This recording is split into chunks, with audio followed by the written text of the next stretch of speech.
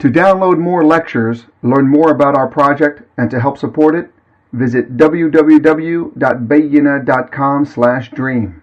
That's BAYYINAH/dream.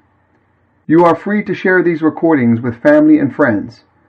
Thank you and Jazakumullah khairan for helping us make our dream a reality.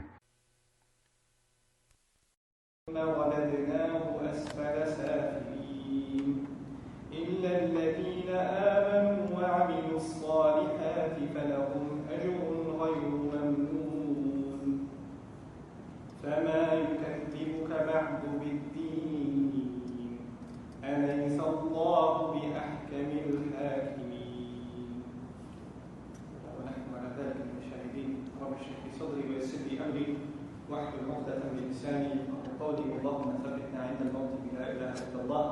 الحمد لله رب العالمين والصلاة والسلام على سيد الأنبياء والمرسلين وعلى آله وصحبه من استنى بسنته إلى يوم الدين.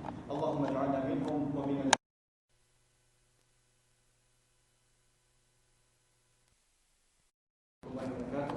Today, inshallah, after a long break for the blessed month of Ramadan, we're continuing our series, and we're up to surah number 95 of the Quran, Suratul.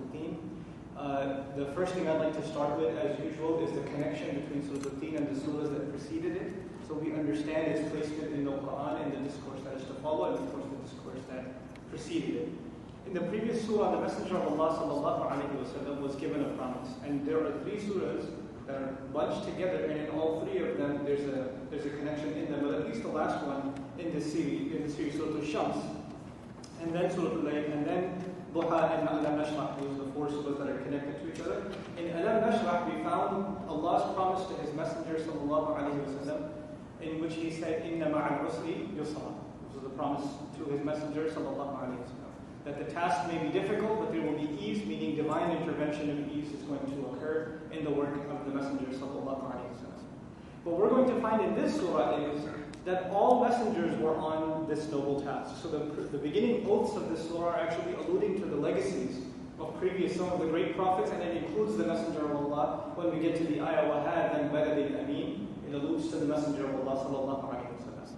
But additionally, we are learning something more here. Not only will Allah make your job easy, but additionally, the human being, the way he was created, he was qualified to do it to begin with.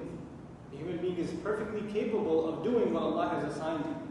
This is going to be the central ayah of the surah. لَقَدْ خَلَقْنَا الْإِنسَانَ فِي أَحْسَنِ تَقْوِيمٍ. Very famous ayah, very famous surah also. And this is the central message of this surah. That Allah created the human being in the best possible fashion, in the most intricate design, and He's capable for the task for which He was created. In another place, Allah told us why He created us, so we may enslave ourselves and worship Him. That's the purpose for which we were created. And here we're learning that we were perfectly designed for it. We were perfectly designed for it. Here's another thing that you should note about the connection between the previous surah and this one. In the previous surahs, actually, this begins from Suratul Shams all the way to Alam Nashrah and Inshirah. These four surahs, in one way or another, talk about spirituality and the cleansing of the self. And in the beginning in Suratul Shams, we found قَدْ أَفْلَحَ مَنْ زَكَّاهَا. That statement occurred. That's of course talking about tazkiyah and cleansing oneself. We talked about that before. Suratul Layl is actually considered the surah of Abu Bakr. The ayat, فَأَمَّا مَنْ أَعْطَى وَاتَّقَى وَصَدَّقَ بِالْحُسْنَى, the one who gave, who had taqwa and confirmed with the most beautiful fashion. Who is this? This is Abu Bakr as-Siddiq first and foremost. So think of it this way. Other than being a prophet, what's the highest spiritual state you can reach? This is as-Siddiqeen, right? As-Siddiqeen. And that's right under al-Nabiyyin. And we're talking about Abu Bakr as-Siddiq. And here, فَأَمَّا مَنْ أَعْطَى وَاتَّقَى وَصَدَّقَ بِالْحُسْنَى. So it's really the highest state of Iman one can reach. Probably the best example of a non-prophet, a non-messenger who can reach this elevated state. But then there's a state even above that, of course, that is of the prophets themselves. So in the next surah, actually the two surahs, Suratul Duha, and also Alam Nashrah are both dedicated to the elevated status of the Messenger of Allah sallallahu alaihi wasallam. So we're going from high to higher to highest is what's going on in these surahs. But now all of a sudden we're going to get to the lowest of the low. There's a contrast.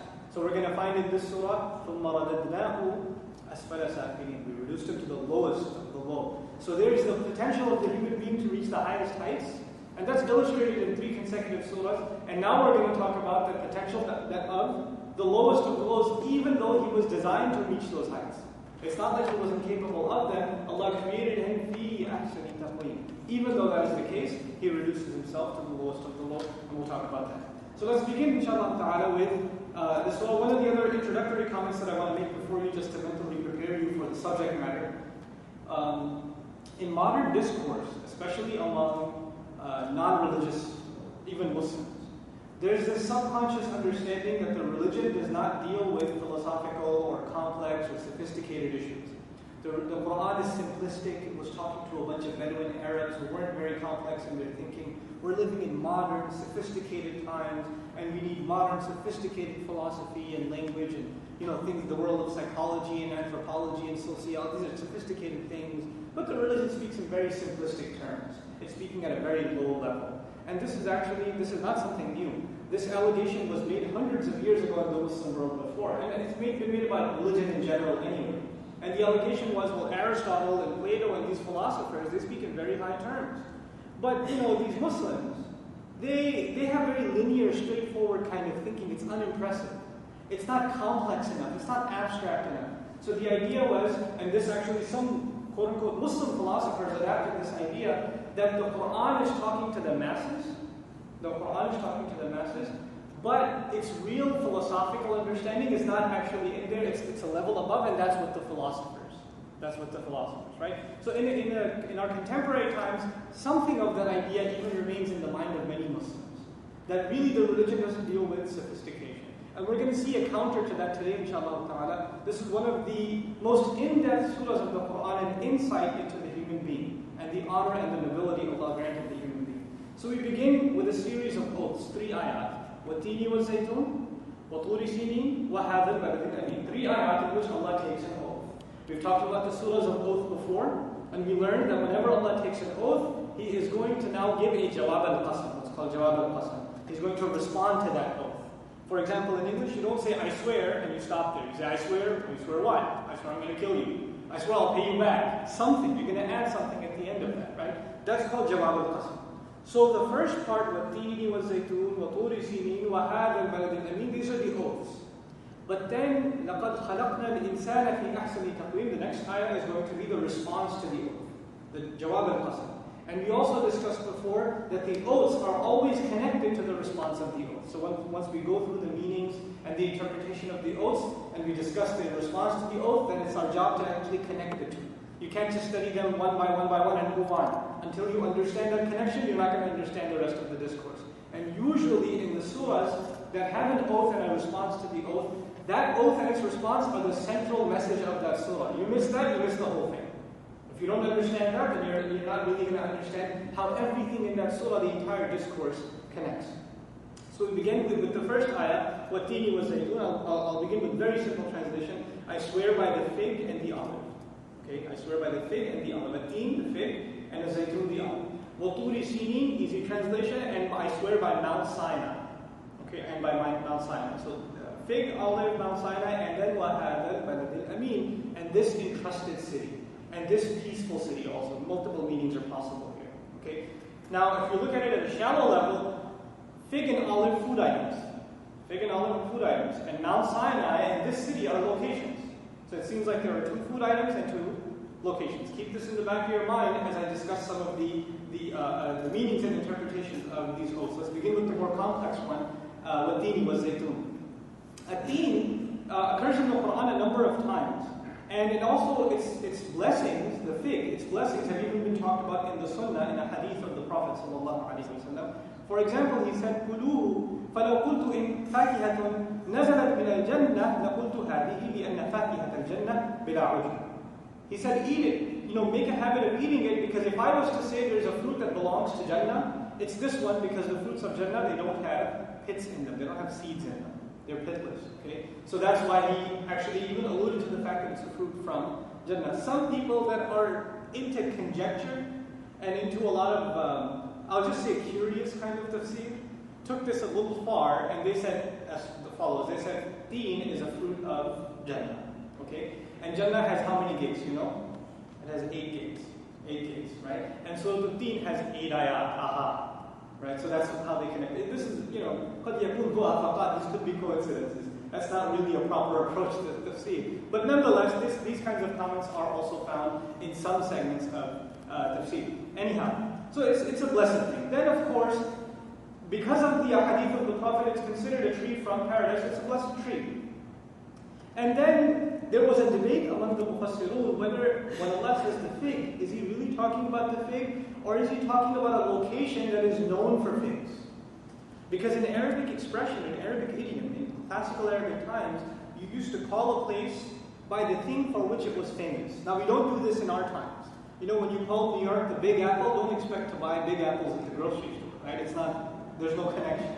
But in Arabic, there's Wadi Nakhla. Right? The name of the valley is a nakhla. Why? Because it's full of nakhla, palm trees. It's full of it. So it's called by that name itself. Right?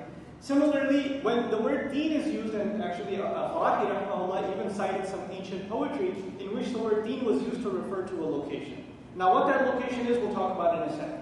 But one school of Mufassirun essentially say this is the fig itself. Because Allah loves the fig, and the hadith talks about the fig being a blessed thing, and that's why Allah swears by the fig. And the other group says, no, this is not actually the fig, this is referring to the region in which the fig grows. Now there are two opinions about where this fig grows. Some say it's, actually multiple opinions. Some say it's Syria, Dimashq. Okay, some say Damascus. Some say that it's southern Iraq and a region where Ibrahim alayhi salam used to be. Some say this is a valley between Hamdan and Hilwan. This is a stronger of the opinions that I found at least. That this is a Ruh al-Ma'ani, there's a valley between Hamdan and Hilwan which has a lot of mountains, and in those mountains there's a lot of growth of fig. And this series is important because Mount Judi, where the Ark of Nuh alayhi salam landed, belongs in that region. So according to his interpretation, this is alluding to the region where the Ark of Nuh alayhi salam, the ship, landed. Okay? So that's one, these are multiple interpretations of just the word at-teen. Of course, then we find it being talked about in blessed ways even in the Quran.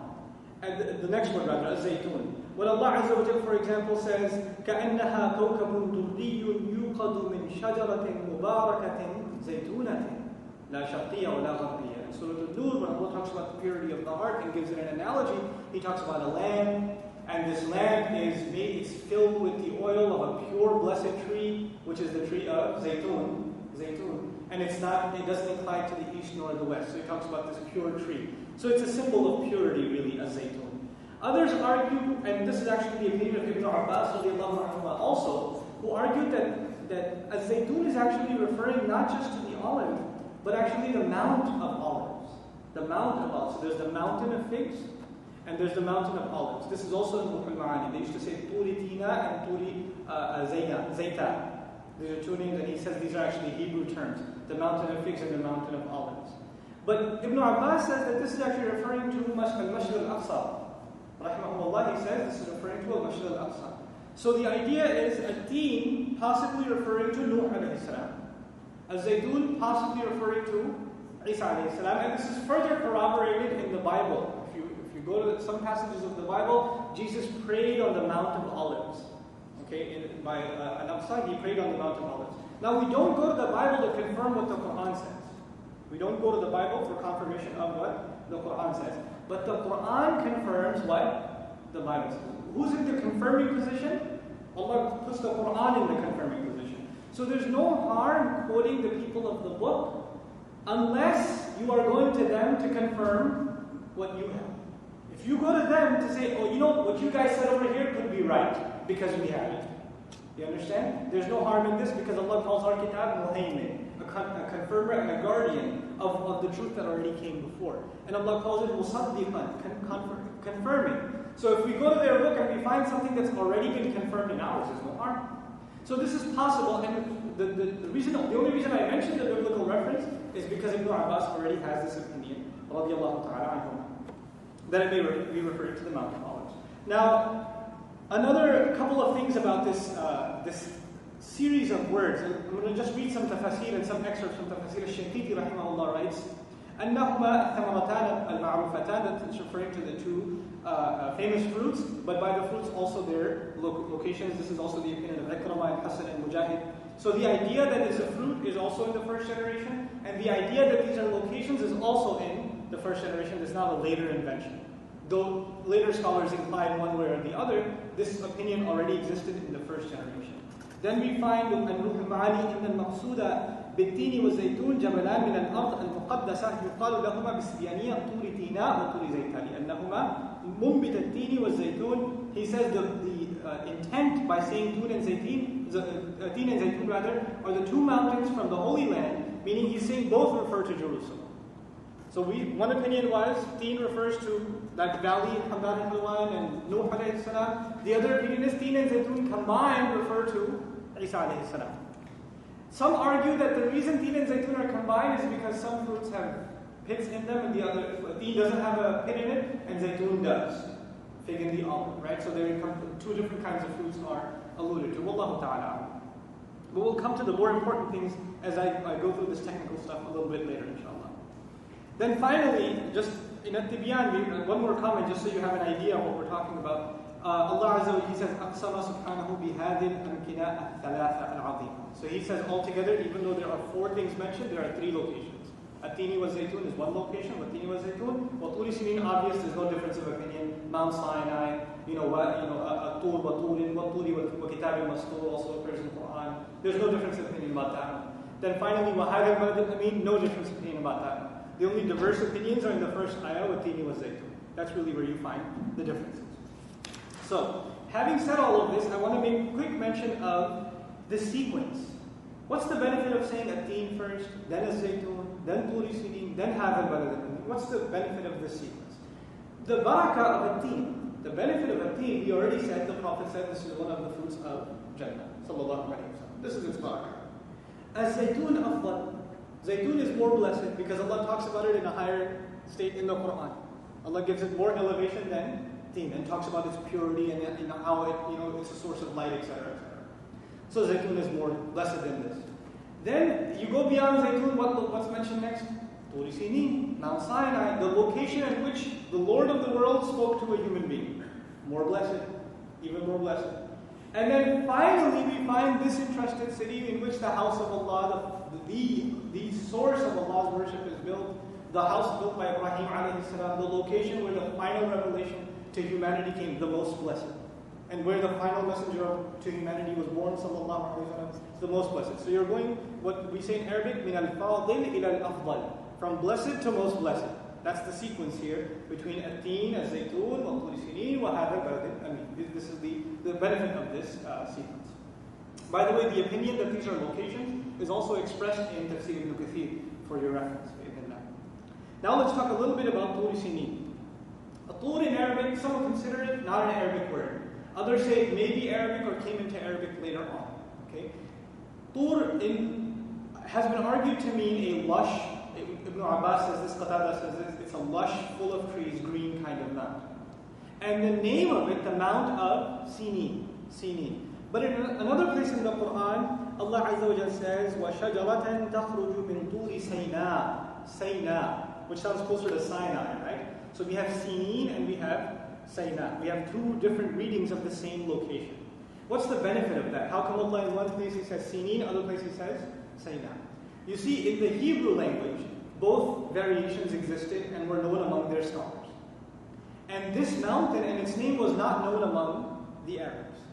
This messenger who is an Arab, and according to their allegation against him, he's ummi. He can't even read.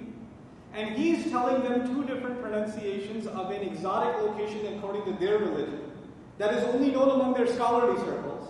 And he's just reciting it off just like that. Turi Sayna and Turi Sinin. So the 2 variations, dialectical variations, of the name of that mountain and that series has actually been alluded to in the Quran. And this is part of what Allah tells us, that He will teach you what you couldn't possibly have known. وَيُعَلِّمُكُمْ مَا لَمْ تَكُونُوا تَعْلَمُونَ. He teaches you what you couldn't possibly have known. And these illusory references to people of the book are all over the Quran. Allah will tell His messenger some information that could only have been known, you could consider at the time classified kind of information. Right? And He will just tell His messenger that, sallallahu alayhi wa sallam. And the people of knowledge will hear that and say, how do you know that? Where did He get that from? And the only idea in their mind is maybe he's got some guy who's from the people of the book and he gets it from him and that's how he's getting it. Right? This idea would creep into their mind. So we pass over these words, but even in them there's actually a challenge. That he is in fact a messenger. That he doesn't speak of knowledge that he has, but knowledge that's been given to him. Sallallahu alayhi wa sallam.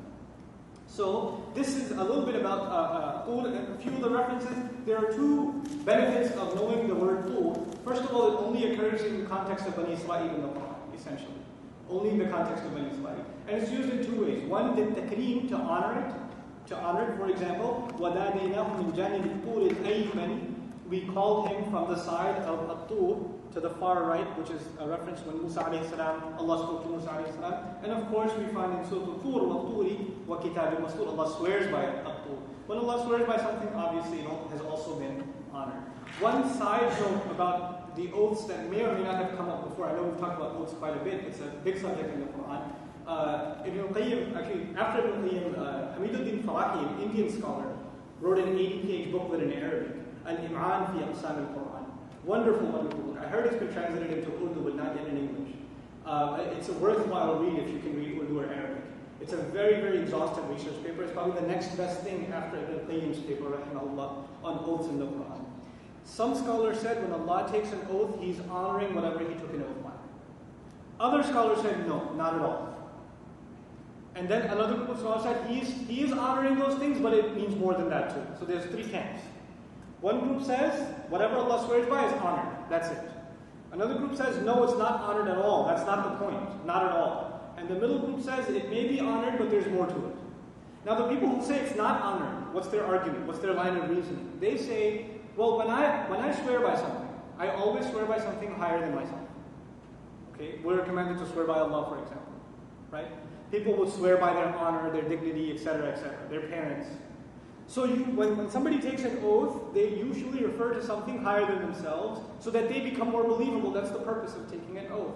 So why would Allah, who's the highest of the high, take an oath by something in order to elevate? He's already the most elevated. There must be some other purpose. They say the argument is He takes an oath so that whatever He takes an oath by is used as an evidence for what is coming, or is furnished as a witness for what is coming. But the middle one says, no, Allah created things and Allah honored them too. Like for example, وَلَقَدْ كَرَّمْنَا بَنِي آدَمَ. We honored the son of Adam. Allah can give honor to things. That's because Allah is the most honorable, doesn't mean that Allah does not honor other things either. So there's that middle argument that I'm personally more inclined towards. It's not only that whatever Allah swears by is honored, and it's not only that it's not honored. It's that middle position that's probably the safest position in this study.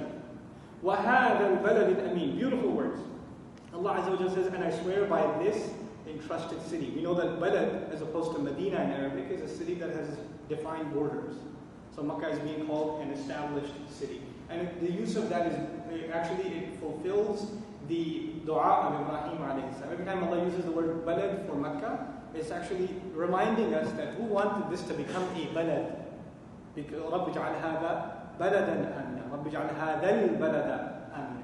Make this a well-fortified, well-defined city. And this dua is fulfilled every time Allah refers to the city, He calls it Balad. But the question is, why not just say Makkah? Right? Why not just say the name and you're done? Why say Hadha al-Balad al-Amin? Why point to the city and give it an adjective? Not just Balad, but al-Balad al-Amin. A few surahs before, 4 surahs ago, Suratul Balad, we said, La uqsimu bihadha al-Balad. But not La uqsimu bihadha al-Balad al-Amin. Here we find Amin. There's a very interesting relationship between Surah Al-Balad and this surah that's coming a little bit later on. But for now, let's understand the purpose of the word Al-Amin. In the Arabic language, فَالْأَمِين وَصْفٌ يَحْتَمِلُ أَنْ يَكُونَ مِنَ الْأَمَانَةِ كَمَا يَحْتَمِلُ أَنْ يَكُونَ مِنَ الْأَمْنِ وَكِلَا الْمَعْنِيَيْنِ مُرَادٌ. This is very powerful. The word Amin could be sourced in the word Amana, which means a trust.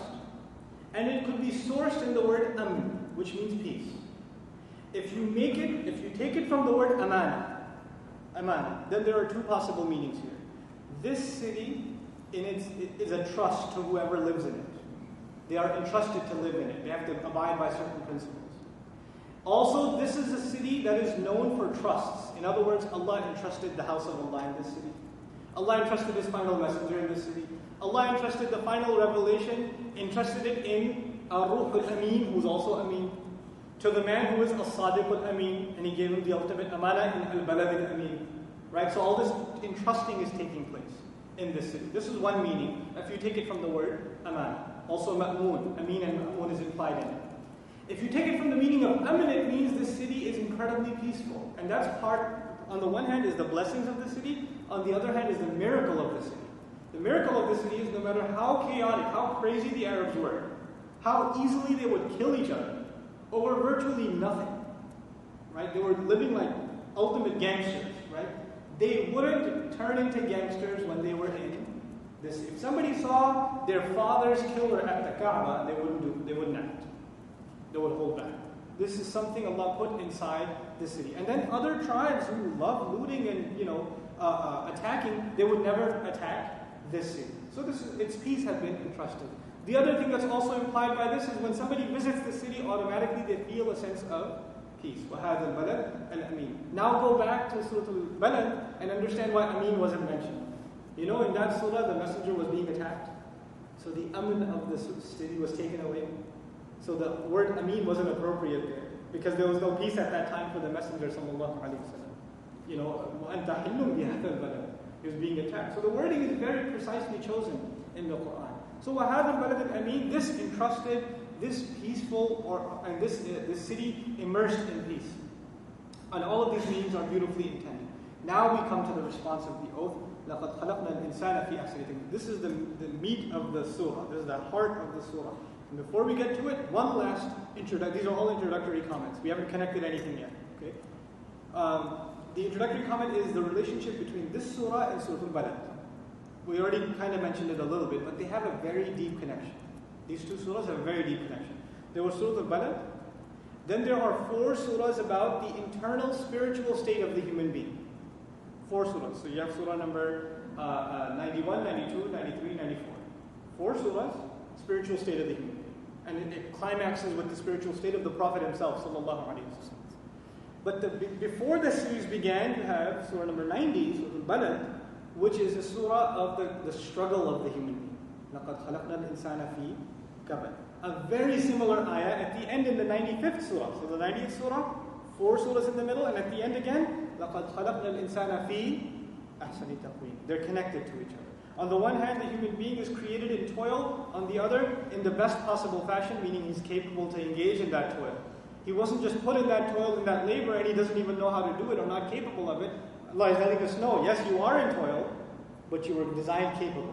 Fi ahsani taqweem. Right? So the two things are connected. Look at the oaths. There were 3 oaths over there, 3 ayat of oaths. لا أقسم بهذا البلد وأنت حل بهذا البلد ووالد وما ولد. 3 ayat. Here also 3 ayat. والتين والزيتون وطور سينين وهذا البلد الأمين. There mention of balad, here mention of balad. There are lots of parallels between these 2 surahs. Anyhow, the 2 more parallels, and we actually get to the heart of the surah, inshallah ta'ala. The third one, the second one I mentioned. فَلَقْتَحَمَ الْعَقَبَةِ. Allah says in Suratul Balad, He didn't climb the upward incline. There was a call made for the human being to rise.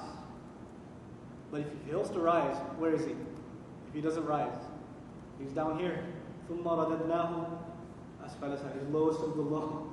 Right? So there was a call to rise, and if you don't rise, you're at the lowest of the low. That's in this surah. So there are lots of beautiful parallels between the discourse of the 2 surahs. Now we get to the heart of the matter. I'm going to share this with you probably from a perspective that you may or may not have, I guess you may not have heard. The Quran deals with solutions to problems that exist today. And the Quran is an answer to confusions that afflict people today. If you don't understand the confusions afflicting people today, then you may not understand how to derive benefit from the Quran. Knowing what has been said is important, but knowing how to apply it is equally important.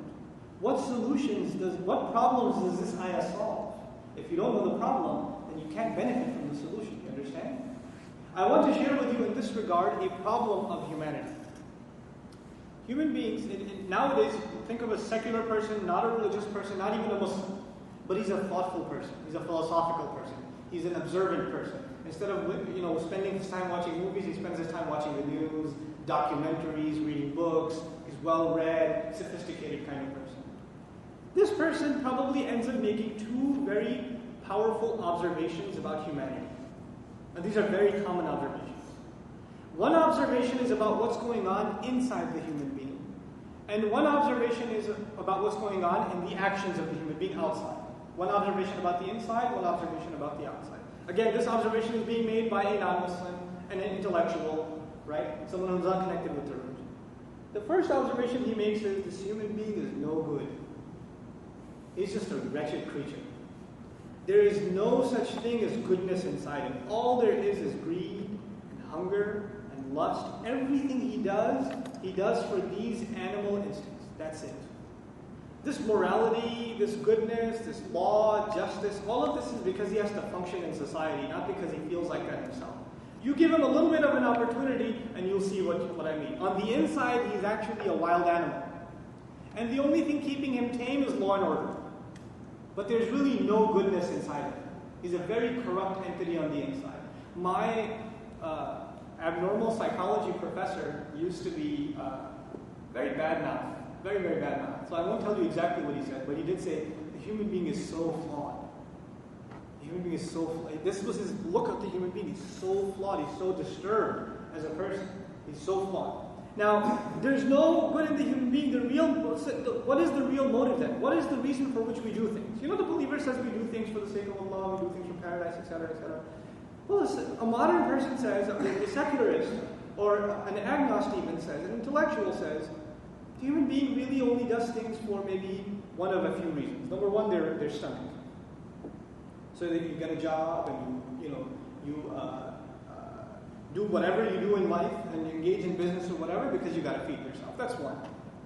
Go a little further, in animals that we talk about self-preservation. So he does whatever actions to preserve and protect himself.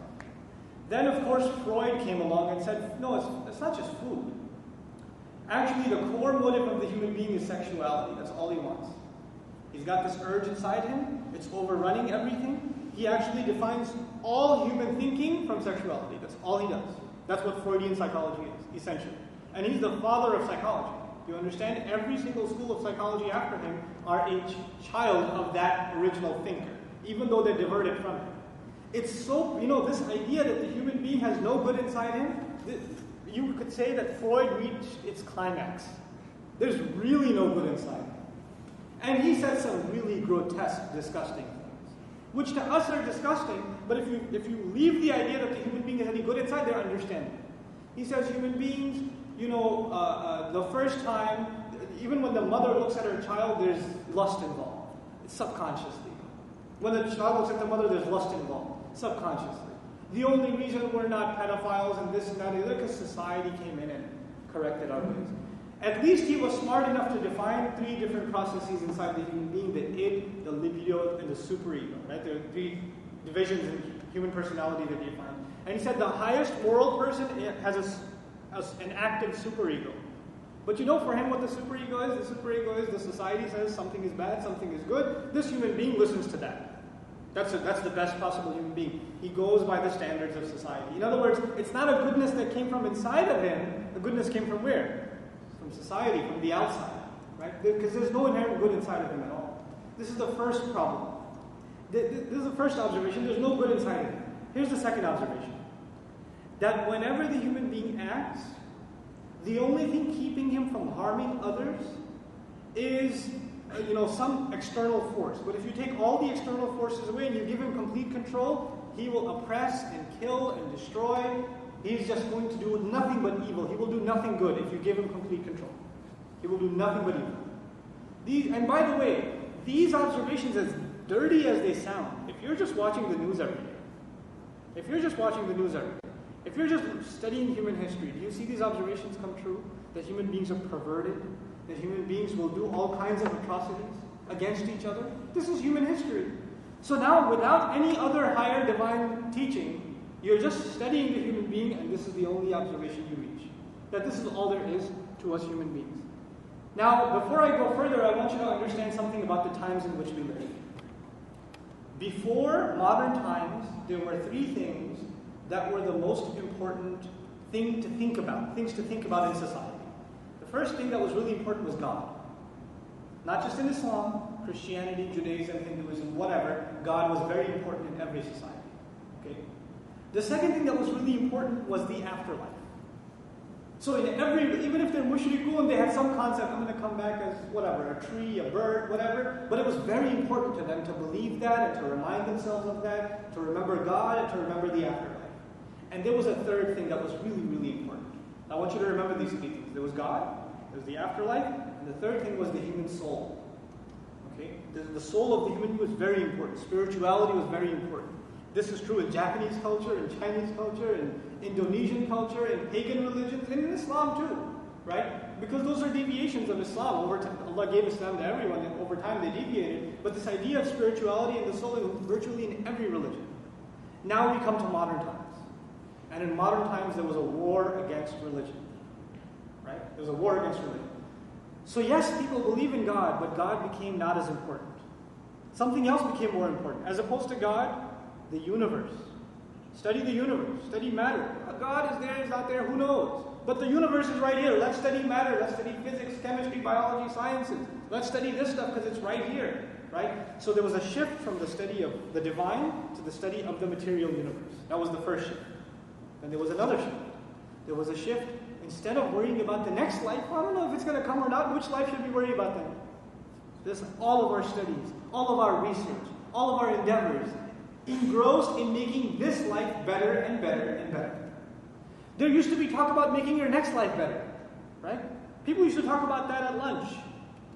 But now what are they talking about? Making which life better? This life. There was a shift. There was a shift in thought. Then the third shift, the third shift is what this surah is about. The emphasis used to be on the soul. It changed to an emphasis on the body. Because the human being is made up of two things, right? The body and the soul. Well, the soul, I don't know what's there, if it's there or not. How can we this scientifically calculate it? It can't be seen. What I do see is the body. So when we study the human being before this postmodern society, we study the soul. But after, what do we study? The body, psychology, sociology, even in medicine, etc., etc. The human being has been dissected in 100 different ways, all from the perspective of body. But the human being isn't just a body, is he? There's a body to us and there's also a soul. And what made us the best possible creation? Was it just the soil that Allah created? That Allah told the angels make sajda to this piece of soil? Or Allah said, وَنَفَخْتُ فِيهِ مِنْ رُوحِي فَقَعُوا لَهُ سَاجِدِينَ. I blow into it my ruh, then you fall into sajda. What gave it the honor? The ruh.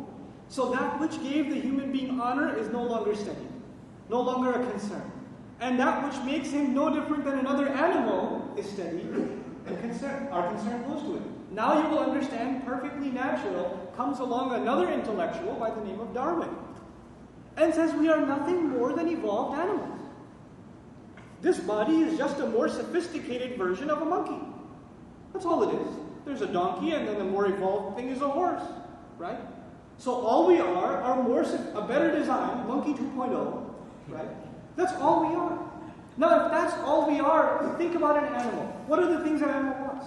It wants to feed its stomach. It wants to fulfill its lust. It wants to protect itself, right? It wants to be the leader of the tribe, the herd. There's a clash between two lions, right? It has herd mentality, preservation of the self. Darwin says, hey, we want all these things. Freud comes along and says, yeah, exactly. These two things kind of merge. And now all the human being is just a sophisticated animal, nothing more. Nothing more. And do animals have morality? Do animals have right and wrong? Do animals have a sense of justice? No, these things are not in animals. So they're not really in us too. It's just, we're just a higher, more advanced creature. But the thing that gave us honor is removed. The thing that gave us morality is removed. Which is why when you go to a philosophy class in college, your professor will tell you morality is relative. It depends. There's no such thing as absolute morality. This is all man-made stuff. There's no, even religions. Religions are studied as heritages. Oh, you're from Islam? Very interesting culture, you guys. And you're fasting this month, right? That's really cool.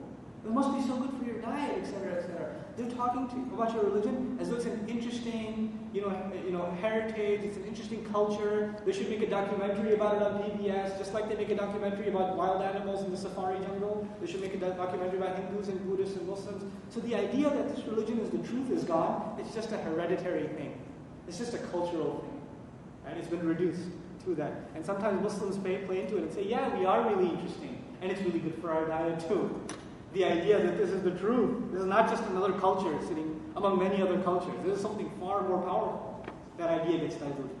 But anyway, coming back to this, the reason I mention all of this to you, in the human being studying, and the way we study human beings today is more sophisticated than we've ever studied them.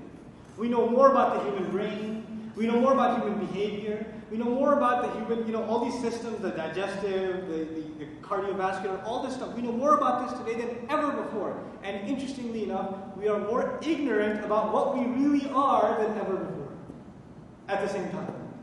We reached that oxymoron stage. And you know what's interesting? Allah says in the Quran, وَلَا تَكُونُوا كَالَّذِينَ نَسُوا اللَّهَ. Don't become like those who forgot Allah. Remember that the concern used to be God. What did the concern become as opposed to God? The universe? As opposed to the next life, what? This life? As opposed to the soul, what? Body. What do these three things have in common? They're all in the unseen. So from the unseen, the focus went from the unseen to the seen. So you forgot Allah. What was the consequence? فَأَنْسَاهُمْ أَنفُسَهُمْ. You forgot Allah, so Allah made them forget their own selves. Don't become like those who forgot Allah because Allah made them forget their own selves. They forgot that Allah had honored them. They forgot that they have a ruh inside of them. All they know, they look at themselves, all they see is what? A body. They don't see a soul. They forgot themselves. SubhanAllah. It's such a profound reality in the Quran. Now you will understand this ayah that we're about to study. But one more common modern confusion before we get to the ayah, actually very important. McDougall, a modern psychologist, actually denies the human being has free will. In modern psychology, there's a denial of free will. How? He says you're made up of your genes. You're a product of genetics. You're a product of heredity. And second, multiplied by your society. There are two influences on you. If you're a student of psychology, even if you took Psychology 101, you know this. There's nature and nurture, right? He says you're already pre-programmed, and on top of that there's your environment. What you do, you actually have no choice in the matter. This is just a product of what your situation is. This is actually even used in defense in criminal law. Somebody steals and gets caught, well, he comes from a tough neighborhood. He didn't have any other situation. The environment was such he didn't have a choice, right? Or he has certain hormones in his body, certain chemicals are more in his genes than others, that's why it's okay for him to kill. Right? For him to beat up his wife or whatever. Right? So he even denies that we have free will. So first they took away the honor from the human being, then morality from the human being, and now even free will. We're just acting like machines. What are you? You're just a bunch of chromosomes and genes walking around. That's all you are. You're nothing more. Just another machine. There's nothing more to you than that. SubhanAllah. Now look at the response in the Quran. Allah says, لَقَدْ خَلَقْنَا الْإِنسَانَ فِي أَحْسَنِ تَقْوِيمٍ. Word by word by word. La for emphasis. La for emphasis. And emphasis is used when you don't believe something. What Allah is about to say, you don't believe it. You haven't internalized it. So Allah feels the need to say la. For sure. Qad, already. The word qad is important. This honoring of the human being isn't something he earned later on. He was given it before he even got here. Allah had already honored the human being before he was even put in the womb of his mother. Allah created the soul of the human being. وَلَقَدْ كَرَّمْنَا بَنِي آدَمَ. We already honored the son of Adam. لَقَدْ. Then he says, خَلَقْنَا. We created. Allah himself mentions, we created. He didn't just say the human being is the best possible fashion. We created the human being. So don't think genetics and heredity and these are the factors that come design the human being. Who's actually the designer? Who's the actual agent at work in designing this incredible human being? It is Allah himself. We created. Al-insan, the human being. Interesting word, al-insan, because it also comes from the word nasiya, to forget. Right? So this forgetful creature. But then he says, fi ahsani taqweem. We created the human being how? Fi, in ahsan. The word ahsan comes from husn. And hasan. Husn means beauty. We'll talk about that a little bit. But it's gone? Mic's gone? Hold on.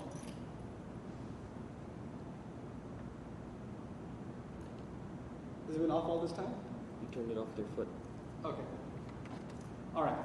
So, in this ayah, when Allah says ahsan, you know in Quran there's the word bahij and bahj. Also beautiful.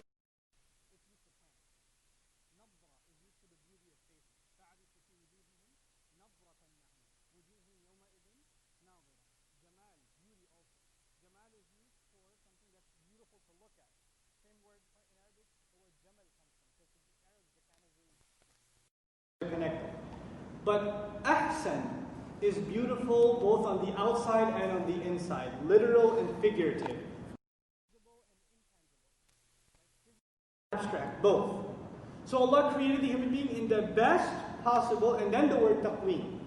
Taqweem comes from qama originally, to stand. Taqweem is to make something stand upright.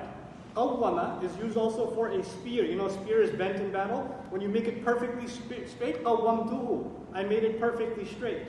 Okay. Now, taqweem means to take multiple components and to balance them together so they're perfectly straight. It also means to design something perfectly for the purpose for which you wanted to make it. So the car is designed for driving, but if you make the perfect car, this is taqweem of the car. You perfectly design, everything is perfectly placed. Okay.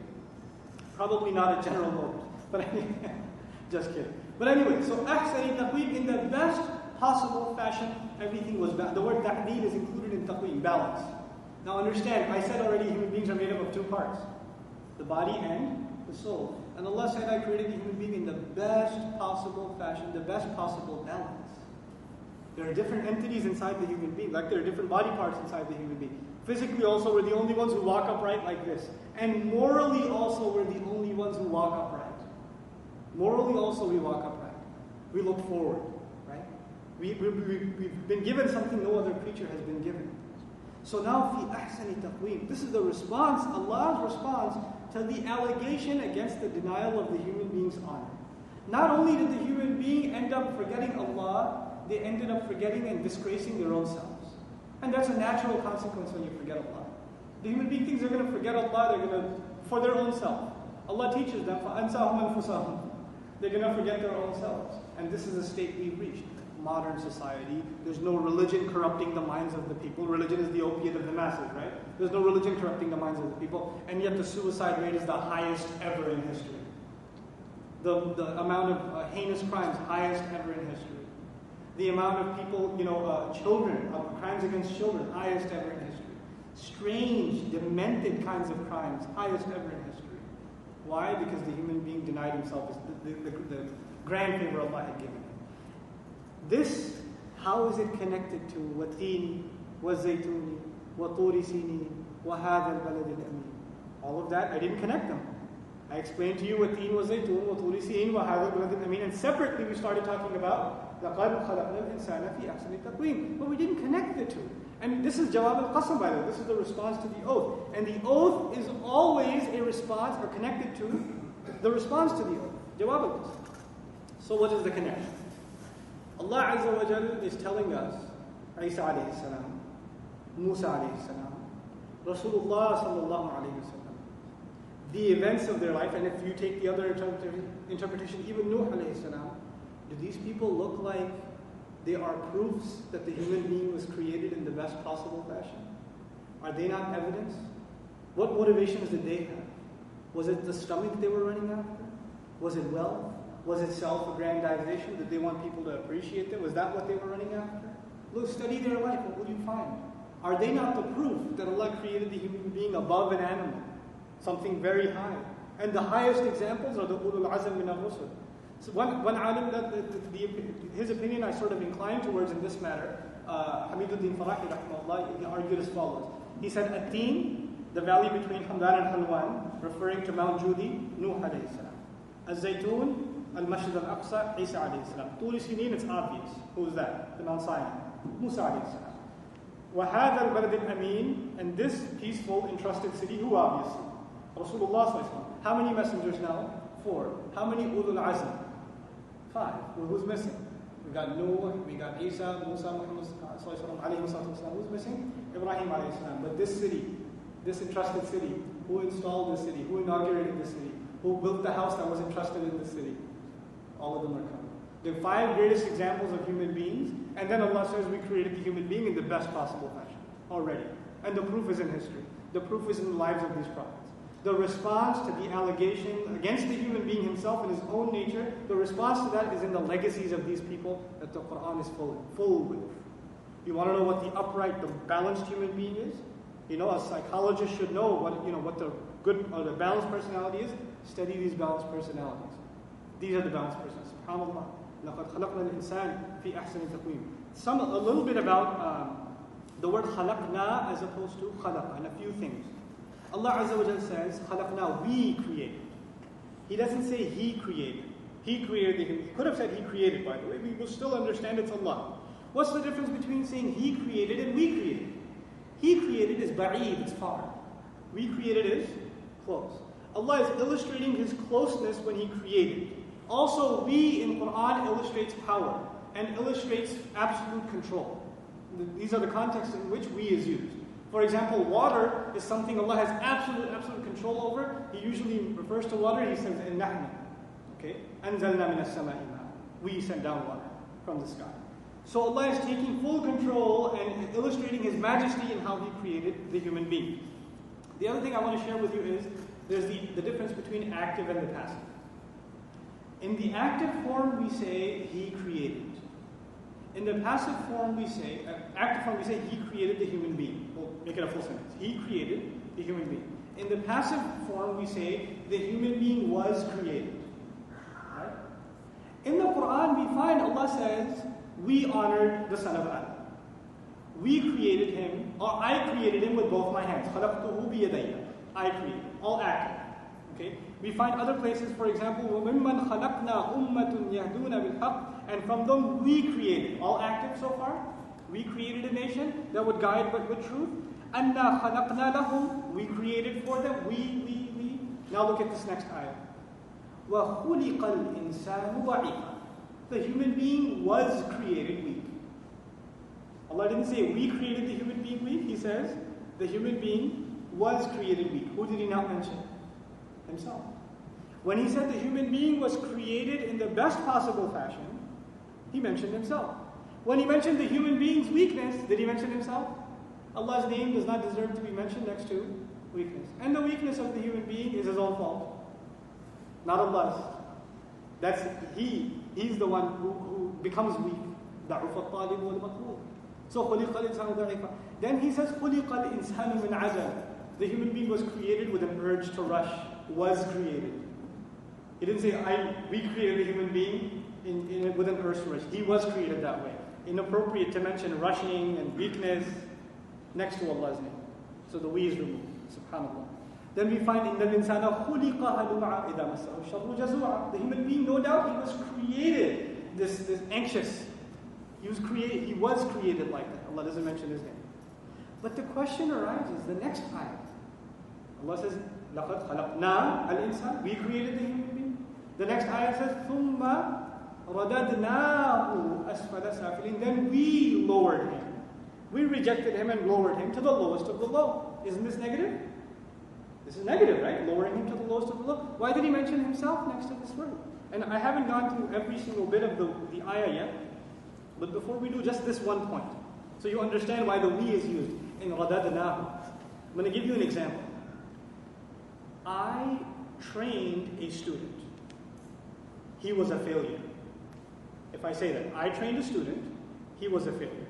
Or I raised a boy, he was a criminal. Right? What does that allude to?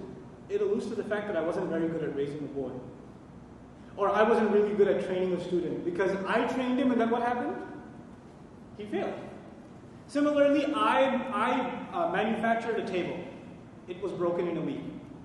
What does that illustrate? That I wasn't very good at manufacturing the table. Allah says, we created the human being in the best possible fashion. If the next ayah said he was reduced to the lowest of the low, where's the best possible fashion? You understand? He says, we reduced him to the lowest of the low. We created him high, but when he wasn't worthy, we ourselves removed him from that position. No other external force removed him. So Allah is an authority, because if you make the passive here, there's an implication of something being taken incorrectly. That implication has been protected. It's not been mentioned, subhanAllah, by Allah Azza wa Jal mentioning the Suratul Majhul, or Ma'ruf rather. Now let's talk a little bit word by word about this very, very powerful ayah. فَذَهَبَ قَسَمٌ مِنَ الْمُفَسِّرِينَ إِلَّا أَنَّ الْمَقْصُودِ بِهِ أَفْضَلُ الْعُمْرِ. There is a group of Mufassirun that said that the meaning of being reduced to the lowest of the low is reaching the oldest age, reaching old age. In other words, in old age, some even explained this. They said, in old age, an animal is still good for work. An old donkey, you could still put stuff on it. Until he dies, you can work him. But a man, when he gets old, he becomes useless. And he's a burden on people around him. And he can't even take care of himself. Animals can do that till the day they die. Right? So animals are low, he's even lower than that. So that's how they explained it. Others said, وَضِعْفٌ الْحَرَمْ وَضِعْفٌ الْقُوِي الظَّاهِرَ وَالْبَاطِنَةِ. This is the weakness of those who used to be strong outside and on the inside, and the loss of intellect and memory and things like that. But if you look at the context, other Mufassirun commented, if you look at the context of the surah is not the physical creation of the human being. It's the moral, it's the ethical. The soul is what made him so high, right? So it doesn't make sense to mention the low and weakness of the body. What is the weakness now? Spiritual weakness, ethical, moral weakness that's being talked about. And this lowest of the low is very, very powerful language. Let's take it bit by bit. The first word is thumma. Actually, we'll come to thumma at the end. We'll start with radadna first. In Arabic, radadna can be translated to return, to reject, to lower. Somebody gave you something, you didn't accept it. Okay? We rejected him and lowered it. That's the idea. Okay? Now, in Arabic, to reject can also be aqlaba, to change something completely. Could be sarafa, to turn something away. Walla, to turn one's face. Lafata, to tilt slightly towards something. Many different words for turning. This one word, what does it mean? Ar-rad. It means to reject something based on the fact that it's unacceptable. That's what rad means.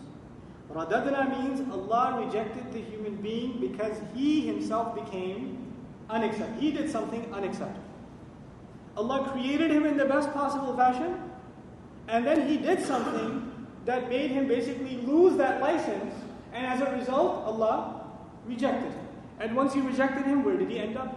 Radadnahu asfala safilin. Now, asfal means the lowest. In the Arabic language, the word asfal and a'la are antonyms. A'la, the highest part of something, asfal, the lowest part of something. The hadith of the Prophet ﷺ says, Al-yadul ulya khayrun min al-yad al-sufla. The higher hand is better than the lower hand, meaning the hand that gives is better than the hand that takes. So be the one that gives, don't be the one that takes. That's what the hadith is saying, using the same word. In Suratul Tawbah we find, وَجَعَلَ كَلِمَةَ الَّذِينَ كَفَرُوا السُّفْلَى وَكَلِمَةُ اللَّهِ هِيَ الْعُلْيَا. So Allah may make the word of those who disbelieve the lowest, and the word of Allah is meant to be supreme anyway. It is in fact the highest, right? Now this word is used in Arabic in an interesting way. As-sifla is used for low or wretched people, dirty people, nasty people, people you don't want to associate with. I don't mean lower class economically, but I mean lower class socially, like morally. These are not the kind of people, the riffraff, you don't want to be around them. Their language, their demeanor, their morals, you don't want to be around them. This is as-sufla in Arabic. Allah says He reduced him to the lowest of the lowest. Safil, by the way, this is asfal, the lowest. Safil means something that is low on the basis of its status, its position, its dignity. It's meant to be lower and inferior. It's meant to be lower and inferior. Now, we know that Allah created the human being above everything else. So much so that even angels had to do sajda. Allah Himself says, وَحَمَلْنَاهُمْ فِي الْبَرِّ وَالْبَحْرِ. After He says, we honored the son of Adam, He said, we gave him power over the land and in the sea. He says, everything on the earth was created for you. وَالَّذِي خَلَقَ لَكُمْ. Everything on the earth was created for you. مَا فِي الْأَرْضِ جَمِيعًا. Everything, whatever's on the earth, altogether, was made for you. So who's higher on the earth? The human being. And everything else is lower than him. The cat, the dog, the car, the building, everything is beneath us. Everything is at our service on this earth. So these things are low and we are what? High. Now Allah says we made him, because of his unacceptable behavior, we made him what? The lowest of the low. So the human being became even lower than the things that he was designed higher. Now how does this work? We were supposed to worship Allah. When somebody gets rejected, what do they worship other than Allah? They worship a tree, they worship the sun, they worship a rock, whatever they worship. Aren't those things lower than themselves? They bring themselves lower than something that is meant to be low. They become asfala safilin in their behaviors. SubhanAllah. They lower themselves before that which is inherently low. That's how they reduce themselves. Another meaning of asfala safilin that's very powerful is that animals, and we talked about how modern thought has reduced human beings to animals. I wish that much was true. It's gone even worse. It's gone even worse. When does an animal strike? When does an animal attack? If it's scared, if it's hungry, right? I was watching a documentary. These sharks, they feed them. They feed them. They're full. Then you can swim next to them. They won't bite you. Why? Because they're full. But this human being, when he gets really low, then even animals don't strike when their stomach is full. But the human being will continue to rob and continue to steal and continue to kill. The animal will stop attacking when the danger is over. But this human being will continue to attack and continue to kill. And the animals will not ever do things that the human beings you will see them do. You will see them kill children. You will see them engage in genocide. You will see them engage in horrific acts that you can never imagine even out of an animal. You cannot imagine those things out of an animal. So if the animals are low, what does the human being now become? Lowest of the low. The lowest of the low.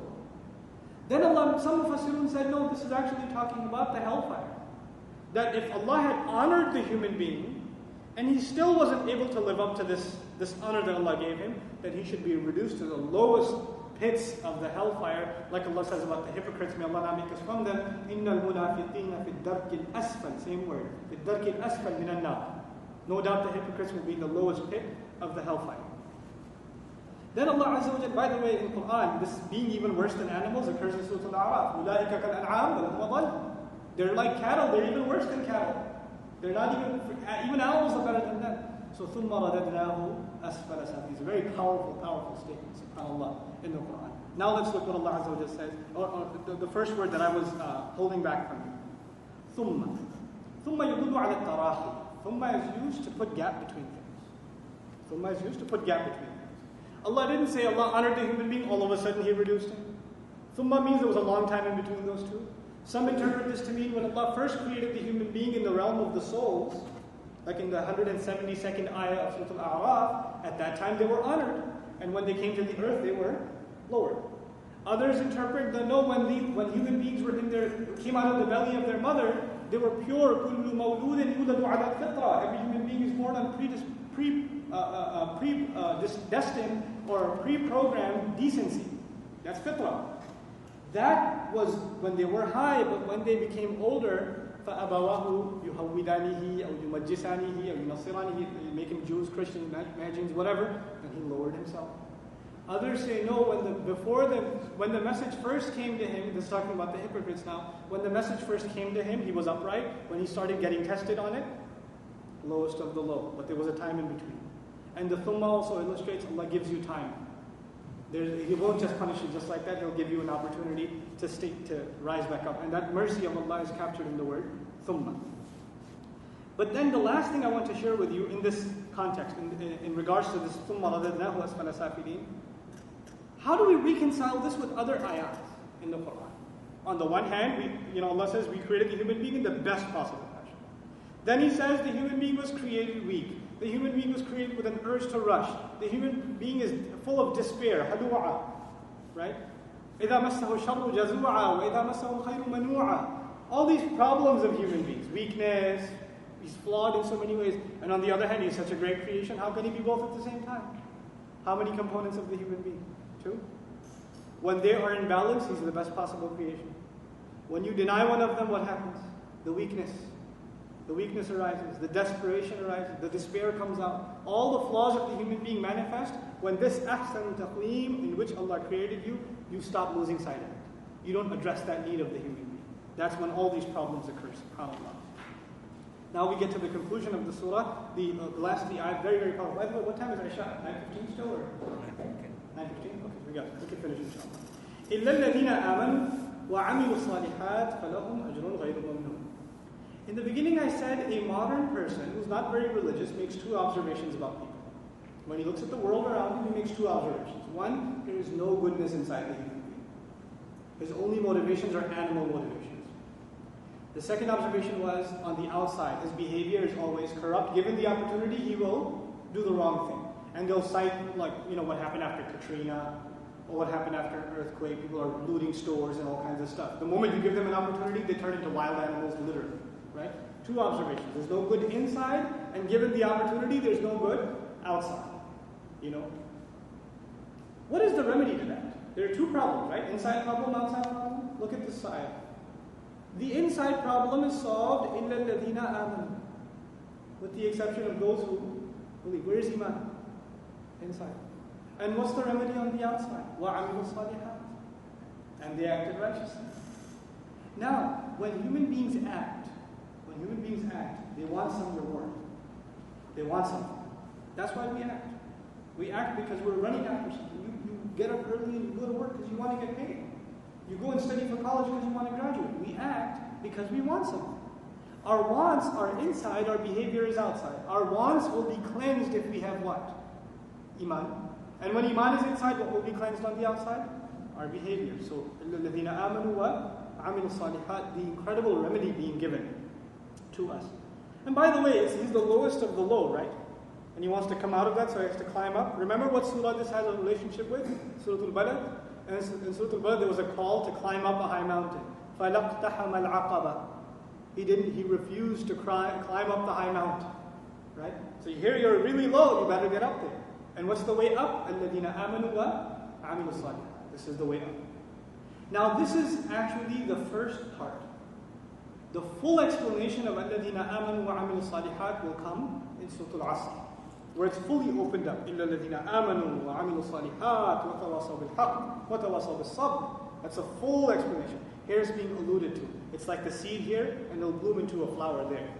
But it's coming a little bit later on in the 103rd ayah, or surah of the Quran. Now anyway, فَلَهُمْ أَجْرٌ غَيْرُ مَمْنُونٍ. Then it is only they that have ajr, a pay, a recompense, a reward. Ajr is given to you after you put some work in. Now the work was on the inside and on the outside. The work inside was reviving Iman, and the work outside was doing good things that reconcile and things that correct. Only they have an ajr ghayru mamnoon that is not going to be. Now the word mamnoon is common in Arabic nowadays. Okay? Mamnoon comes from the word man. Man in Arabic means two things. It means cut, also means favor. Two different things. For example, and this word came up before in Suratul Inshiqaq also.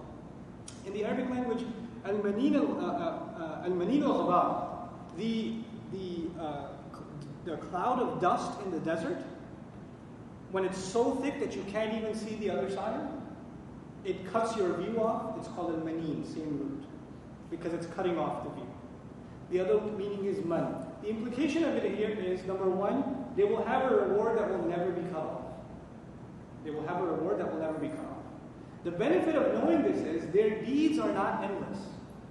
Their deeds are temporary, but the rewards are endless. Everything else we work for, the deeds are temporary and the rewards are also temporary. So you have to go back and do more and then get more, and then do more and then get more, and do more and get more. But now you are getting to stop the rat race. You just do this and then you'll have endless. غَيْرُ مَمْنُونَ. The other word, the word mamnoon, is that which will not be imposed as a favor. Meaning Allah will give and ask nothing in return. They will have done their part. إِنَّ الَّذِينَ آمَنُوا وَعَمِلُوا الصَّالِحَاتِ will have been their part. Another really beautiful comment I found in Tafsir, really, really beautiful. Basically, we have to climb a mountain. The imagery was in Suratul Balad, right? We have to climb a mountain. Either you will climb it in this life, or you will climb it in the next life. In this life, فَلَقْتَحَمَ الْعَقَبَةِ. In the next life, for example, Allah Azza wa Jal mentions, سَأُرْهِقُهُ صَعُودًا. He has to climb up in hellfire. Walid bin Mughira has to climb up a mountain constantly. Either you're going to climb in this life, out of the lows, or you're going to be stuck climbing forever in the next life. May Allah Azza wa Jalla make us of those who rise out of the lows in this life. فَمَا يُكَذِّبُكَ بَعْدُ بِالدِّينِ. Now, if you want to really understand the placement of this ayah, it's so amazing. So amazing. So far the discussion has been of what the human being is capable of. What the human being really is. He's not an animal, he's more.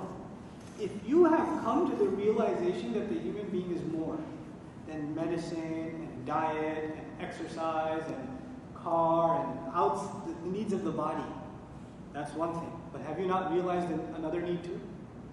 Don't you realize that there's another need that needs to be fulfilled? So after you come to this conclusion, what is going to take you away? What is going to make you lie against the deen? Now what's left? فَمَا يُكَذِّبُكَ بَعْدُ بِالدِّينِ. فَمَا يُكَذِّبُكَ بَعْدُ بِالدِّينِ. This is interpreted in two ways. We'll look at both.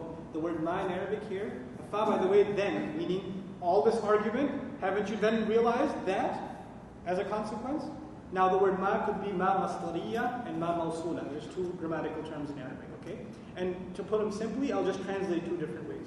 The word ma could be referring to what? Okay, that's one interpretation. The word ma could also be referring to what kind of person. Two meanings. What and what kind of person. Ma bi ma'na man. In other words, ma in the meaning of who. Let's look at the meaning what. What will make you lie against the deen? What will make you make allegations against the religion? After all of this, what is it that is so powerful that still makes you criticize the religion and make lies against it? And what Allah is saying by the word takdeeb means you actually know it's true, but you're lying against it anyway. That's what the word takdeeb means. You know someone's true, but you're accusing them of being a liar. And in this case, the victim is the deen. So you're lying against the religion, and the only reason you're lying against it is because you know it's true and you don't want to accept it. So the only way you can live with yourself is you criticize the religion itself. People do this all the time, by the way. People don't want to follow the religion. But they don't want to tell you that, yeah, I'm not a good person, I don't follow the religion. So you know what their escape is? Maybe if I criticize the religion and show people how illogical it is, then I won't feel so bad not following it. So the real reason they're poking holes and why this ayah, why this hadith, why this, why that, the real reason is they don't want to follow. Not that they have intellectual curiosity. It's not intellectual curiosity. This is takdeeb. فَمَا يُكَذِّبُكَ بَعْدُ بِالدِّينِ. What is it then that is going to make you lie against the deen? Meaning, are you that much of an animal? Because that's the only thing that can be. The batn, the farj, the urge to dominate over others. These are the things. If these are so powerful in you that you want to deny your ruh entirely, then you lie against the deen. The other meaning of ma is who. And the ka, yukadhibuka ka could be Rasulullah sallallahu alayhi wa sallam. And the meaning would then be different. The way it would work is, فَمَا يُكَذِّبُكَ بَعْدُ بِالدِّينِ. Then what kind of person will lie against you in regards to the deen? What kind of person would it have to be to lie against you, Ya Rasulullah sallallahu alayhi wa sallam, to lie against the deen? It can only be the lowest of the low. That's the only kind of person who could lie against you, Ya Rasulullah sallallahu alayhi wa sallam. So this is a direct slap across the face of Abu Jahl, Abu Lahab. Right? This is a slap across the face. First they were called Asfala Safilin. Now, what kind of person could reject you? The only people left are Asfala Safilin. They're being humiliated by these words. Then there's the word deen, not jaza. What kind of person will lie against you in regards to the afterlife or being paid or ajr? Because ajrun ghayru mamnoon in the previous ayah, right? Why the word deen? Where did the surah begin? A reference to the messengers. What did the messengers bring? Deen. It's complementing what came in the beginning, the word deen here. Here's another benefit of the word deen. The word deen in Arabic means judgment, and means precise judgment, and it has two implications, in this world and the next. In this world and the next. If you say payback, jaza, where does jaza take place? The word payback is in the next life. But if you say deen, that it encompasses the teachings and the principles and the motives in this world and in the next world. So the most comprehensive word is used because the messengers brought the deen. Teachings for this life and keys to save yourself in the next life. Both of them are covered. So this, the most comprehensive term is used here. Now, finally, Allah Azza wa Jal concludes, أَلَيْسَ اللَّهُ بِأَحْكَمِ الْحَاكِمِينَ. This is a marvel of the Qur'an's beauty in speech, this last ayah. It's a rhetorical question. When the Messenger used to hear it, sallallahu alayhi wa sallam, he used to say, Subhanak Allah wa bala, ana ala dhalika min ash-shahideen. He used to say, how perfect you are, O Allah. Of course, you are the wisest of the wise, or the ultimate of the rulers. That's the rough translation. And I am of all a witness to that fact. I am a witness to that. So you would respond in the salah even to this ayah. But I want to share with you the wording. Alaysa Allah, isn't Allah? Isn't Allah? The way this question is asked is actually the way the question is asked is to poke at someone who is ungrateful. Didn't I take care of you? What does that mean? Didn't I take care of you? I took care of you. Have you forgotten already? Right? Didn't I do this for you or that for you? The way this is structured is to really scold someone who is so ungrateful that they have to be reminded of something so obvious. How dare they forget? Isn't Allah the ultimate ruler of all rulers? Did you forget? Did you forget who created you in the best possible fashion? Have you forgotten that? Have you forgotten that Allah is the one who will either reward you or punish you? Have you forgotten? Now, the marvel that I was talking about is in the word ahkam and hakimi. Comes from the word hikmah. You know what hikmah means? Wisdom. Also comes from the word hukum.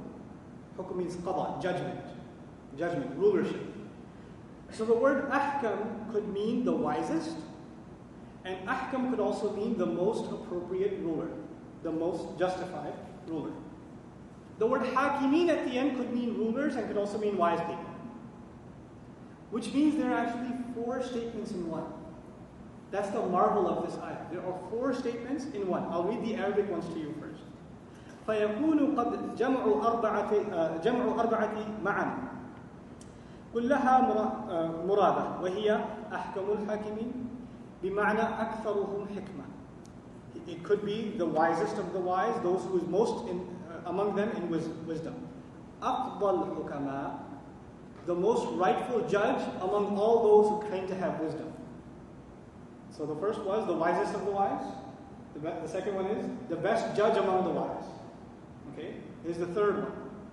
وَأَقْضَى الْقُضَاةِ, and the most appropriate judge of all judges, the most appropriate ruler of all rulers, and then finally وَأَحْكَمُ الْقُضَاةِ, and the wisest of all rulers. 4 implications. The wisest of all rulers, and I'll put them in English to you now simply. The wisest of the wise, the most appropriate judge among the wise, the most appropriate judge among all judges, and then the most wise of all judges. 4 implications of one statement. أَلَيْسَ اللَّهُ بِأَحْكَمِ الْحَاكِمِينَ. And this teaches us something very powerful about the beginning of the surah. You know, the beginning of the surah made reference to the messengers and their legacies. Their legacies. But that legacy was, Allah gave them 2 things. Allah gave them wisdom, that was revealed, and Allah gave them instructions. Judgment, Allah's judgments were revealed. 2 things. And Ahkam al-Hakimin contained 2 things. What are they? Allah's wisdom and Allah's judgment. Just like the deen, essentially the deen is 2 things. It's Allah's wisdom and Allah's judgment. That's what those 2 things are. So the beginning and the ending are complementing each other.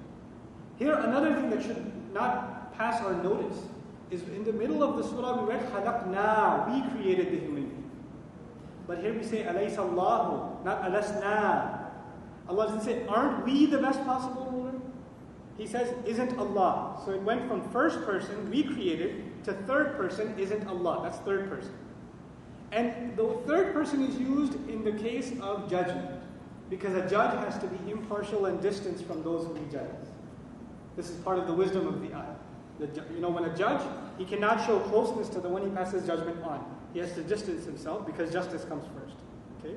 So this is one of the final benefits of the wording of the ayah.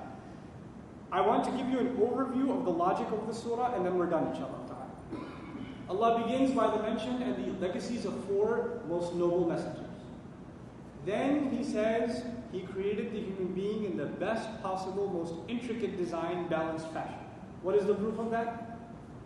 The 4 messengers. Now, if those were the 4, those messengers, or 5 even, if they were the best of the best, then whoever would reject them would have to be what?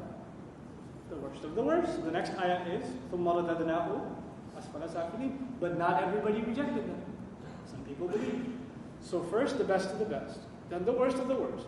Then who is going to be exception from the worst of the worst? إِلَّا الَّذِينَ آمَنُوا وَعَمِلُوا الصَّالِحَاتِ فَلَهُمْ أَجْرٌ غَيْرُ مَمْنُونٍ. And then finally, now that you understand this, what is left for you to reject? This deen. فَمَا يُكَذِّبُكَ بَعْدُ بِالدِّينِ أَلَيْسَ اللَّهُ بِأَحْكَمِ الْحَاكِمِينَ.